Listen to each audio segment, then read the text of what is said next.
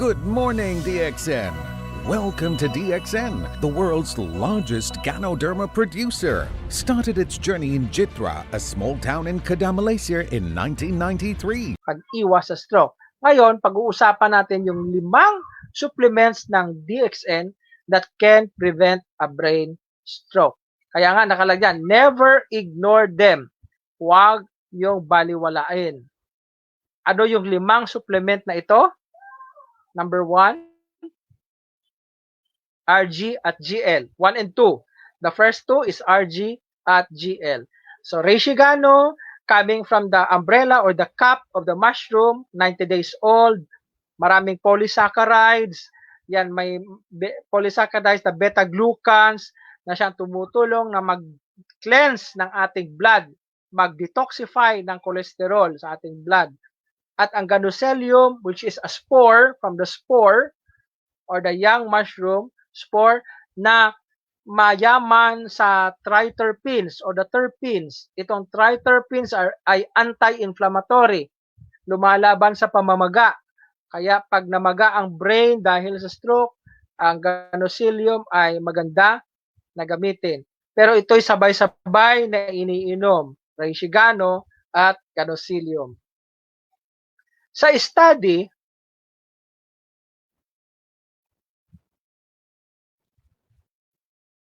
sorry. Teka.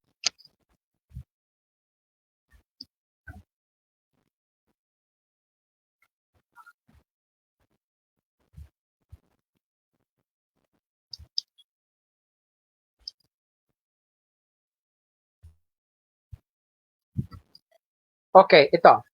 Sa study na ginawa sa Neural Regeneration Research sa Amerika, this study was done in August 2014, August 2014 ginawa sa Amerika.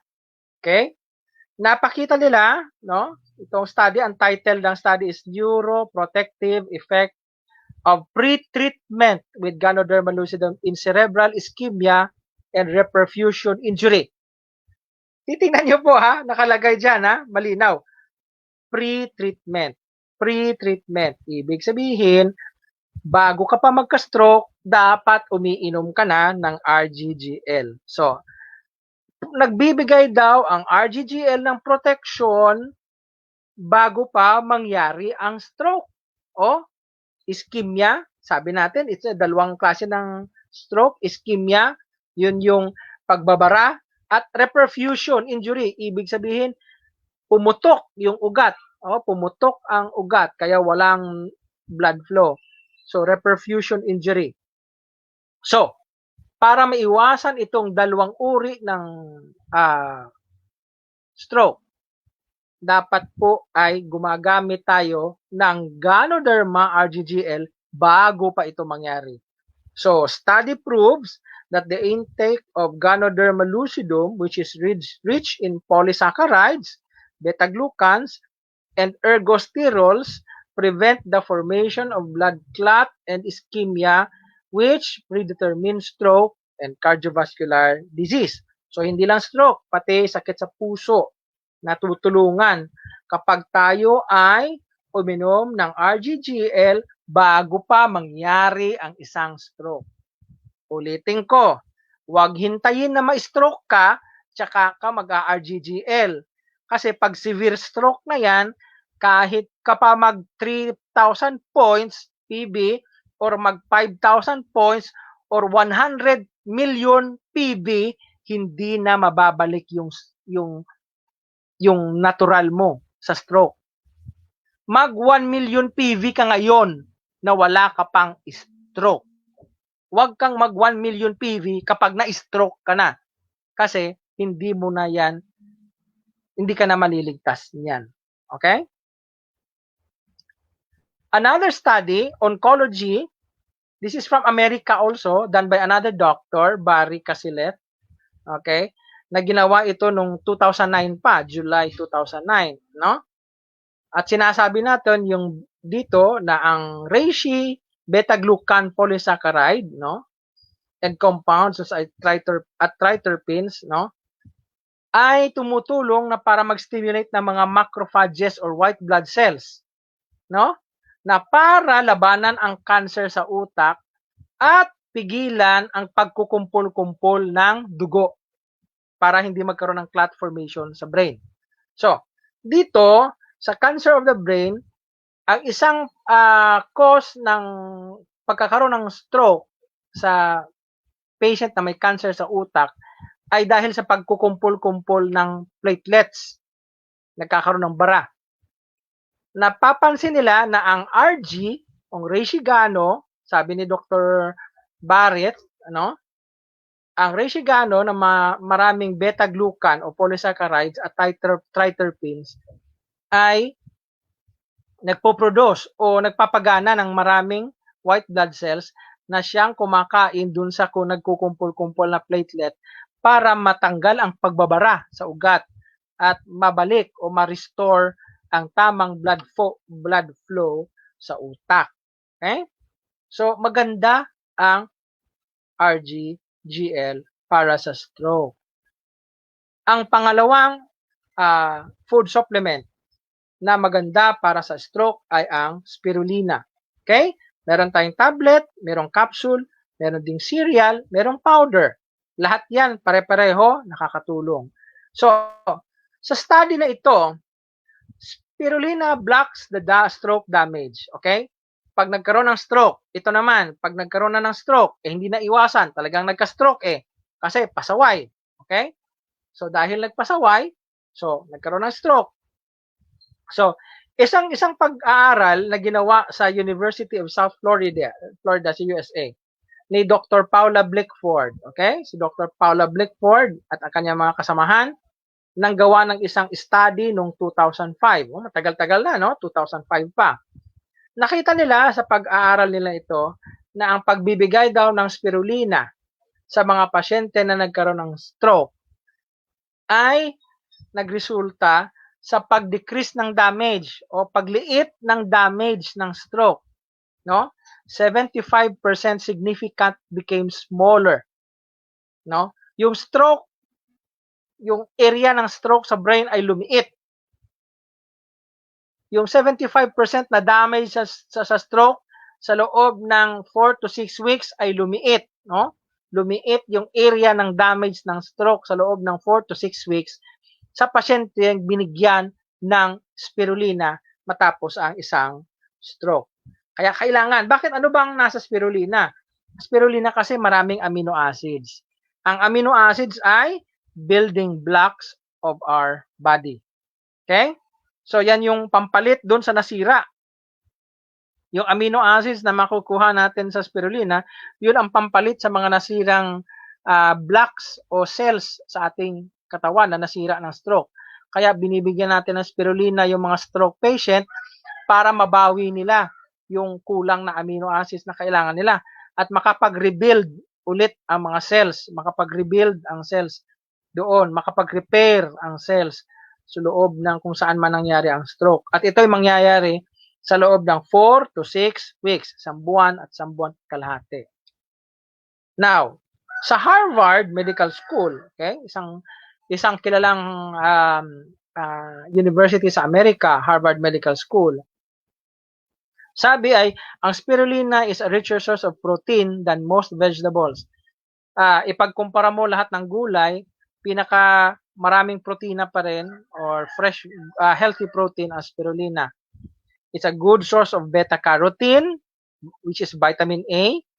It has gamma-linoleic acid. It is an essential fat. This is a good fat. Yung linolenic acid, gamma-linolenic acid is the good fat. Kung ang cholesterol ay bad fat, itong linolenic acid is a good fat, which is essential, kailangan ng ating utak dahil ang ating brain cells, kailangan niya ng healthy fat para siya ay mag-function ng tama. So, spirulina improves the brain cell recovery after a stroke. Okay? Napatunayan sa Harvard na ang pag-inom ng spirulina ay nakakapagbalik ng sigla ng isang brain na dumaan sa stroke. Dahil ito ay sa fatty acids na binibigay nito at pinapakain dun sa brain cells para bumalik ang kanyang tamang function. Okay? Pangatlo, Roselle. Bakit kailangan natin ng Roselle? kaninang umaga sa aming consultation sa Kabangkalan, marami po ang mga pasyente na akala nila ang Rosel ay vitamin C lang. Ang Rosel po ay hindi lang para vitamin C. Ang Rosel po ay anti-hypertensive din. Or napatunayan na ito ng American Heart Association, na talagang mabisa laban sa high blood. Okay? Bakit? Kasi ang Rosel o Hibiscus sabdarifa ay mayaman sa flavonoids. Okay? Alam na natin yan, pinaulit-ulit ko na yan, flavonoids. Itong flavonoids ay nagbibigay ng protection sa puso para makaiwas tayo sa sakit sa puso at ito ay tumutulong para bumaba ang blood pressure. Papababa sa presyon ng dugo. So, Rosel gives us a good blood pressure control. Pag nagkaroon tayo ng good blood pressure control or normal blood pressure, syempre, nakakaiwas tayo sa pagputok ng ating ugat sa ulo. So, pag na-prevent kasi na-control ang blood pressure, bumaba ang blood pressure, walang pagputok ng ugat sa utak, naiiwasan natin ang stroke. So, Hibiscus sabdarifa or Rosel could effectively lower blood pressure in patients with stage 1 hypertension who are at risk of stroke or heart attack. So again, preventive. Huwag kayong iinom ng Rosel kung na-stroke na kayo. Kailangan ang Rosel ay iniinom bago pa kayo magkaroon ng stroke. Ibig sabihin, pag nagkakaroon na kayo ng high blood, pasimula na nagkakaroon kayo ng high blood, unti-unting tumataas ang inyong blood pressure, ay dapat mag-Rosel na kayo. Tablet man o juice, pwede yan. Kahit ano pwede nyo inumin. Para makontrol ang blood pressure at maiwasan ang pagputok ng ugat sa utak. Okay? And the fifth and the last supplement na kailangan natin para makaiwas sa stroke ay lion's mane. Ang lion's mane, ano ba ang role, Anong kahalagahan ng lion's mane sa nerve cells at sa brain cells, sa pagaling ng brain cells? Doon sa Journal of International Biomolecular Medicine, meron dong study na ginawa noong 2008, 2008 pa, na nagsasabi na ang lion's mane ay nagbibigay ng protection laban sa ischemia. Ano nga yung ischemia? Pagbabara o pagkaroon ng bara. Okay? So, ang lion's mane ay tumutulong para maiwasan ang pag-develop ng pagbara sa utak. Ang lion's mane it has become well established, Talagang na-study ng mainam ito, na nagpo-promote ng positive brain and nerve health healing. Pinapagaling nito ang brain cells na natamaan ng stroke dahil alam natin na ang kailangan ng brain cells para mabuhay ay nerve growth factors. Ang pagkain ng brain cells ay nerve growth factors. Kapag na-stroke ang pasyente, ang kanyang brain cells ay unti-unting mamamatay. Para maiwasan ang pagkamatay ng brain cells, dapat uminom siya ng lion's mane na maraming nerve growth factors. Dahil itong nerve growth factors lamang ang makakapagpalakas ulit ng brain cells para maiwasan na ito ay mamatay at siya ay gumaling galing sa isang ischemic stroke. Okay? So in summary, the 5 very important supplements from DXN is RG, GL, Spirulina, Rosel, and lion's mane. Again, RG and GL 1 and 2 prevents blood clotting in the brain and improves blood flow to the brain after a stroke. Okay? Spirulina promotes healing of brain cells after a stroke and it's a source of energy para makarecover ang cells because it's a source of amino acids. Rosel prevents high blood or hypertension, which is a predisposing factor for the development of ruptured aneurysm or hemorrhagic stroke. Oo. And lion's mane provides nerve growth factors. Ano tong nerve growth factors? Ito yung pagkain o nutrisyon ng ating brain cells para makaiwas tayo sa stroke o makabawi ulit ang pasyente matapos ang isang stroke. Okay. Before I end, I'd like to leave you this quote. The majority of diseases which the human family have been and still are suffering under, they have created by the ignorance of their own organic health and work perseveringly to tear themselves to pieces. And when broken down and debilitated in body and mind, send for the doctor and drag themselves to death. Anong ibig sabihin daw nito? Tayo daw, ang ugali nating mga tao tayo tayo ang sumisira sa ating katawan. Dahil sa kapabayaan natin sa ating kalusugan. At tayo ang sumisira sa ating sarili. At kapag tayo ay nasira at nalugmok sa sakit, tayo ay tumatawag ng doktor na nagbibigay ng gamot o droga na siyang nagpapapatay, na nagdadala ng kamatayan sa atin. Kaya, prevention is better than cure. Before you have a stroke, try to use these 5 essential supplements to prevent stroke so that you will stay healthy and your brain will function well. So, stop stroke. How do you stop stroke? Take DXN RGGL, Roselle, lion's mane, and spirulina. And with this, I say thank you. Ayun, grabe naman. Maraming salamat po, Doc Kagbay, sa isang napakagandang and informative na information regarding sa stroke. No? So maraming mga partners natin dyan na tinamaan. No? So alam niyo yung mga factors ng stroke na yan, no? Yung especially yung mga pagkain kinakain ninyo or natin. Ayan. And syempre yung may bisyo, no? So habang maaga i-stop na natin 'yan, no? And yun nga rin po, no, sinabi rin po ni Doc, no, na ang ating mga DXN products ay huwag lamang iinumin kapag nandiyan na yung sakit, no? So yun po yung maling naging hobby or ginagawa ng ilan sa atin. So dapat ngayon pa lang talaga, kahit wala kayong sakit, no, mag-take po tayo ng ating mga food supplements, no, ating DXN products. So yan, napakaganda talaga ng naging presentation ni Doc. Maraming salamat po. So meron ba tayong mga nagtatanong dyan?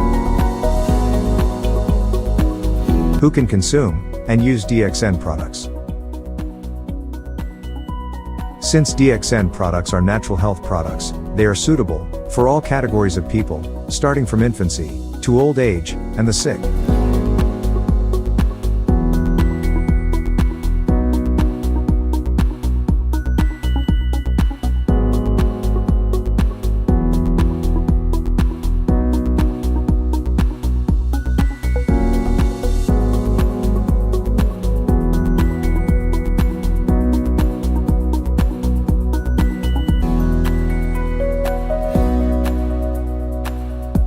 Make sure you find the time and spend some money for your health before it is too late. DXN products help your body to maintain optimal health. Give them a try, and you will feel the benefits of DXN products in a more natural way. Thank you for spending your time with us.